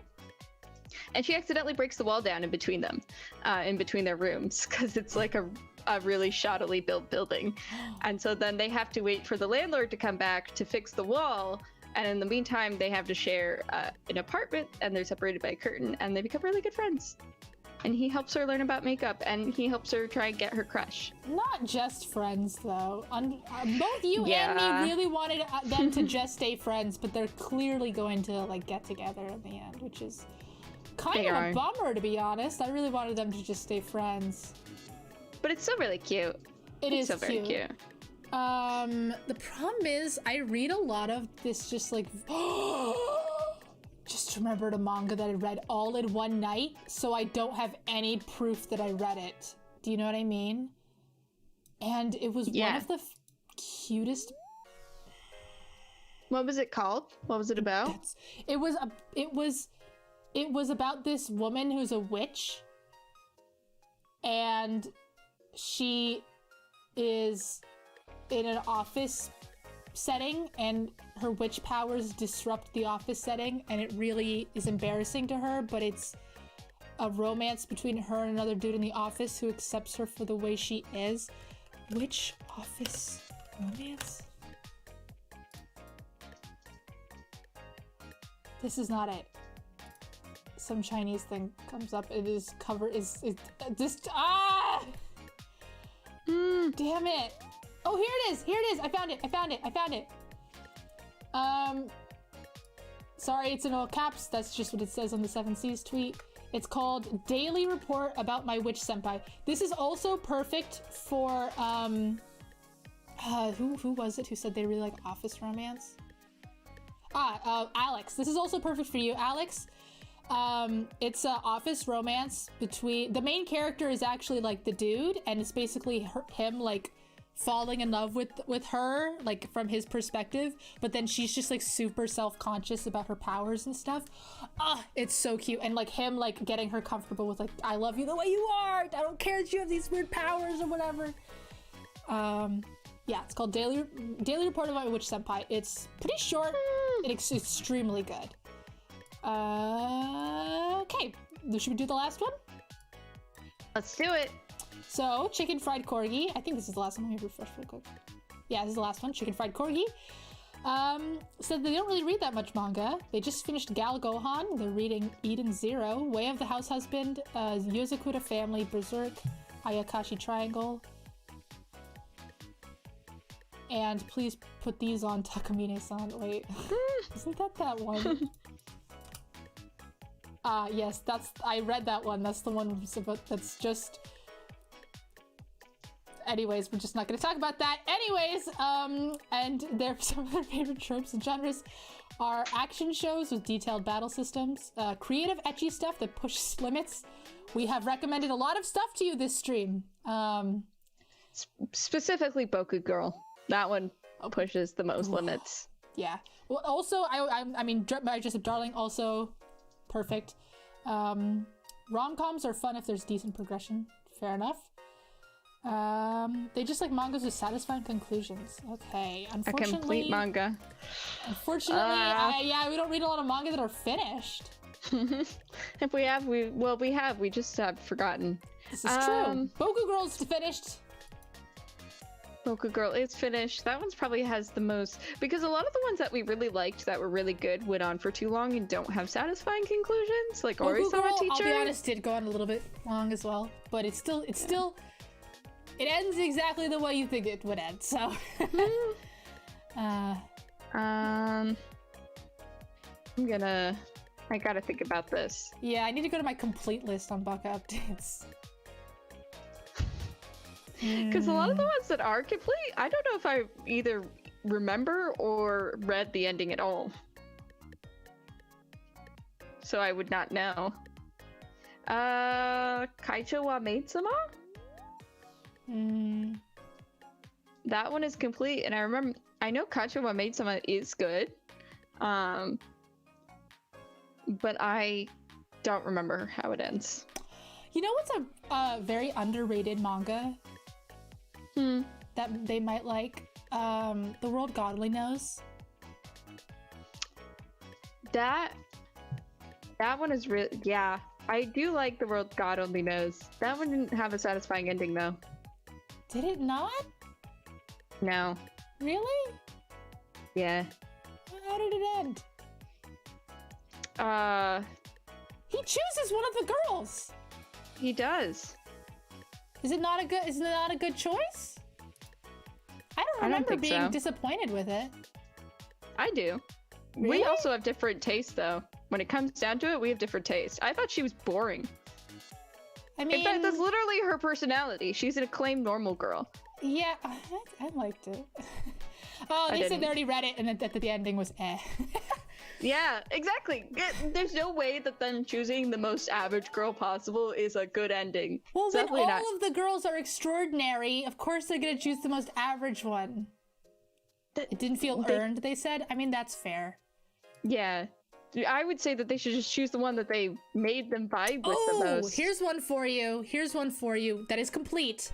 Wait, did it have a satisfying ending? Oh wait, it didn't have a satisfying ending. Never mind, I'm not gonna recommend it to you. Which one was it? Ogami-san Dara Moreg Desu, which I'm just gonna put on the screen because I find it very funny. Ame listed this as one of her favorite manga in her debut. So I'll just talk about it really quick for that pure fact. It is about a girl who... Oh, okay, so the main character, the perspective is from this girl. And it's a romance between her and this dude. And the dude has this like superpower where if he touches someone, they just automatically blurt out whatever they're thinking. Like they just can't hide anything. And she is very perverted. Like her mind's constantly like going into like weird fantasies and stuff. So yeah, that's the whole plot. It's pretty fluffy. It's mostly about like they accept each other because she's okay with him having this weird power, but then he also is okay with her being perverted, and it's like it's cute. Yeah, that's a good one. Although like I said, the ending's satisfying ending. That's a tough one. What do you want us to be, wizards? I mean, when it comes down to it, if they're making money from it, they're most of the time just going to keep going, which does not lend itself to satisfying endings, unless it's one of those ones where it's like planned out beforehand, but I can't remember a single one of those. I'm really struggling right now. I'm just scrolling through my Baka updates.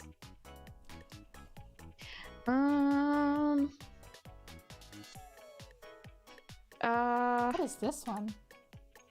Also, it doesn't help that a lot of these have like Japanese titles I don't remember. I'm looking at ones that other people have suggested that have satisfied endings, and some of them they're wrong. Like this one's called, like one of the ones they listed was Rave Master. Rave Master was canceled, so they had to do a really sudden ending. Oh, you want to talk about I don't know why, but whenever anyone says the word axed, the first manga that comes to my mind is Lock On. Do you remember this? Lock On? Or not Lock On, or maybe that was the subtitle. Or maybe it was Swote. Yeah. Well, I guess they both got axed, so... But... Oh, I remember this one. They were both Shonen Jump manga that got axed. Now I'm just reading other people's suggestions. That's not smart. Midori Days has a satisfying ending. Do you ever read? Do you know what I'm talking about? I remember Midori Days. Okay. Midori Days, at the time that I was reading manga and knew that it existed, it was impossible to find scanlations of because it was licensed. And it was one of the ones that they were really cracking down on. So I actually have never read that much of it. That is the Hand Girl Chicken Fried Corgi. This is about this is the Hand Girl manga. The ending was good. It like had a full arc and a conclusion. It was good. I was really disappointed by the Beastars ending. I'm not gonna talk about it. Someone else recommended iShield 21, and somebody else responded and was like, I really love iShield 21. Definitely not a good ending. Which is true. It's not. Because, okay. So the whole manga is written, basically the whole, like, climax of the manga is supposed to be at the Christmas Bowl. So they get to the Christmas Bowl and, you know, do whatever. It's a sports manga. They win. Of course they win. It's a sports manga. But iShield 21 was doing really good. So then they're like, we need to do something else. So then they did something else, and it was really, really bad. And then it ended. So if you ever read iShield 21, at the end of the Christmas Bowl, just stop. It's not worth continuing. I'm going to tell you what happens. I'm going to tell you exactly what happens, actually, so that you never read that part of the ending. they win the Christmas Bowl, and then it comes out that there's going to be an international football tournament in the USA, and they're picking all-star members from each of the Japanese high school teams to go and play as as Japan's high school representative American football team. So they pick the people, they go, they play against they obviously make it to play against the American team, which is obviously the best at American football. And they don't really win, but one of the members of the American team admires their spirit, so when he gets a touchdown, he just takes it back before the referee sees. What? Yes, and then the Japanese team wins. That's insane. It was so dumb. And also, people who are genuine football fans... Oh, I found another one. Sorry, continue. People who are genuine football fans were reading this manga and, like, were so upset. They're like, the referee literally would not care if he took it back. That would still be a touchdown. You can't do that. You literally just can't do that within the rules. And I was like, it should have continued. Okay. So I'm sorry about this, but like we said, we don't remember manga immediately after we finish them, so I'm going to recommend a manga that is still ongoing, but it is what you're looking for. And I really like this manga. Actually, I don't think I've ever talked about this. It is called Arakure Ojo-sama wa Mon Mon Shiteru, and it is the English translation of that title is apparently a rough lady is being deceived. And it is about this girl who's just like the most popular girl in school. Like her family like owns the school, and so she just doesn't care about the rules or whatever. And the main like prefect of the school is always on her case because she's never following any of the rules. And so she's like, ah, man, this guy sucks.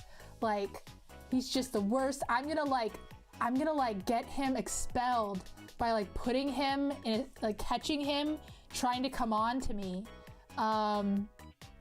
And so I'll just like catch him in the act and I'll get him expelled, because like who could possibly resist me, right? And essentially in this process, she just fully falls in love with him and is just genuinely trying to get his attention at that point. And it's really good. It's really good, actually. That's a big recommend from me. And you want to talk about Lucifer and the Biscuit Hammer. I can remember so little of it, but it did appear a lot on these lists of ones with satisfying endings. So I read the ending, which I'm sure I have read before, but I've forgotten so much because it's been so long. But it's essentially about this boy and this girl who are trying to save the world by ending it. And it gets really ridiculous. A lot of people have associated it with like Fooly Cooly and how kind of ridiculous it gets, but it is really, really good. And the ending is satisfying. A little sad, but satisfying. We should start wrapping it up so we can end perfectly at 2 hours, but I will throw in that the same author as Lucifer and the Biscuit Hammer did another manga called Spirit Circle that was quite good. And again, I don't know what the deal is as far as publication, but it was just like, he clearly like, this is exactly the amount of manga I wanted to write, and this is the story, and here you go.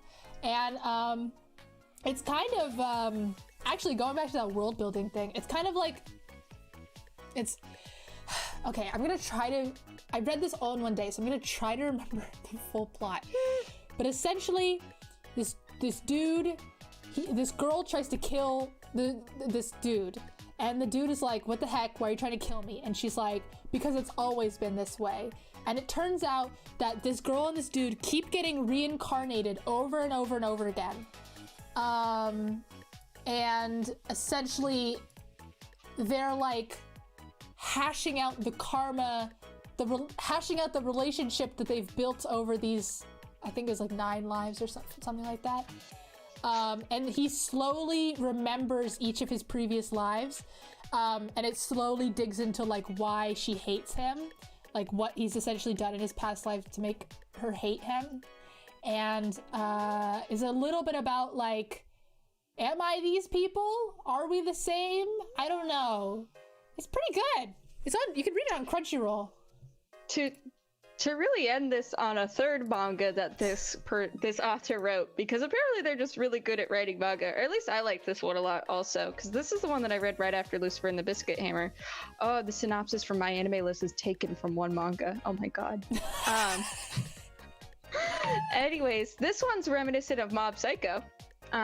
It's about this guy. What's the title?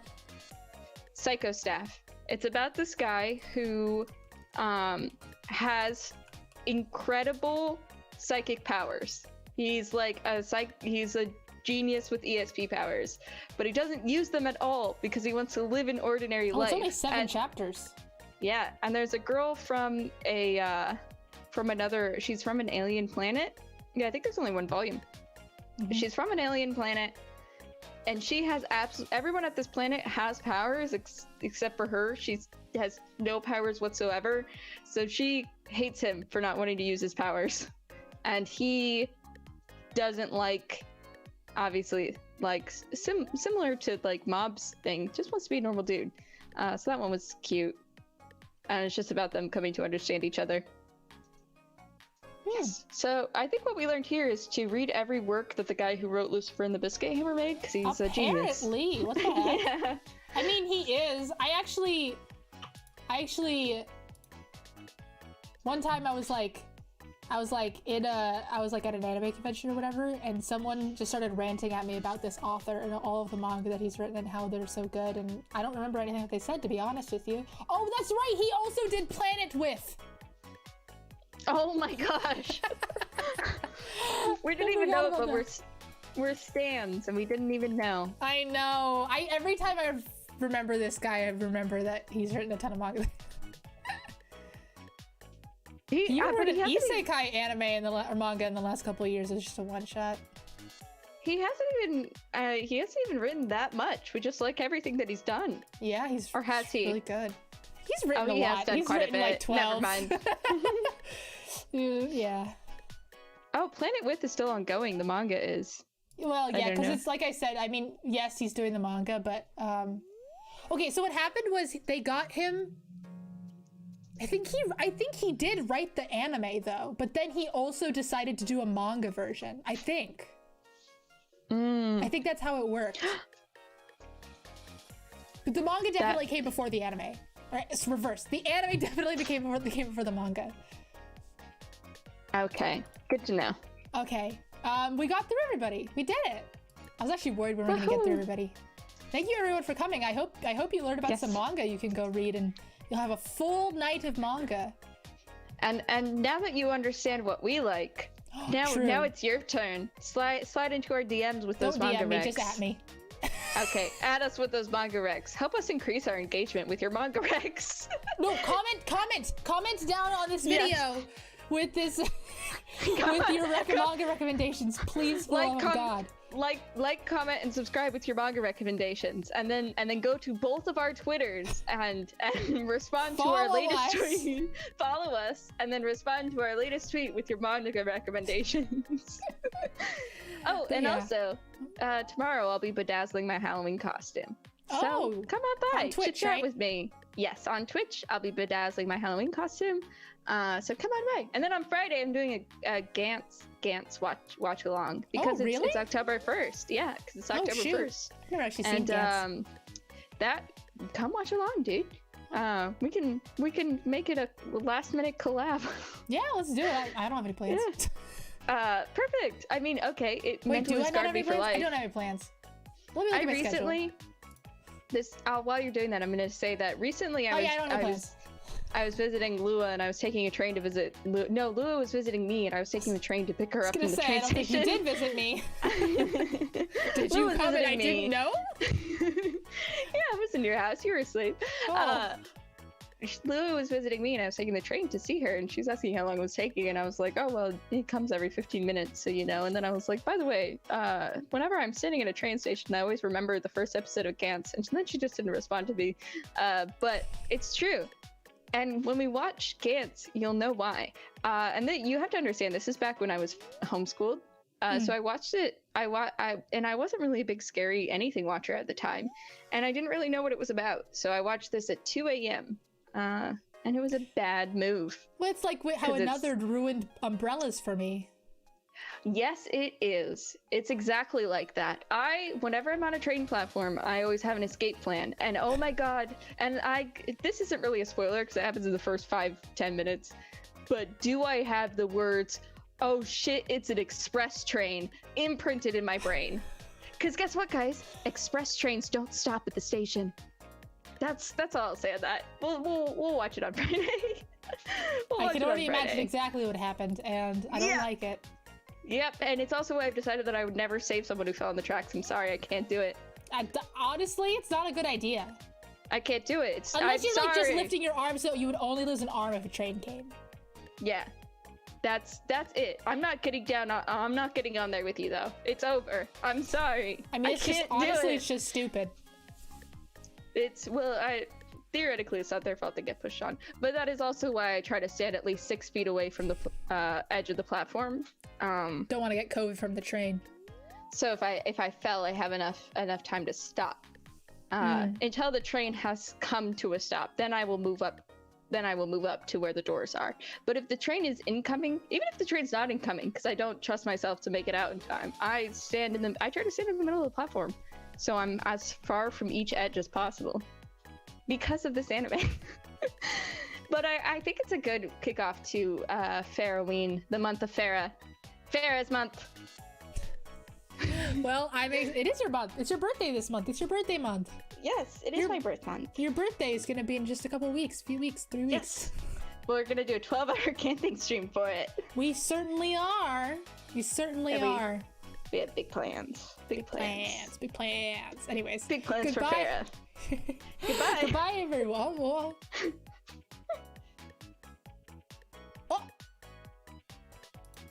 Oh, she said bye. I didn't hear her. She just left.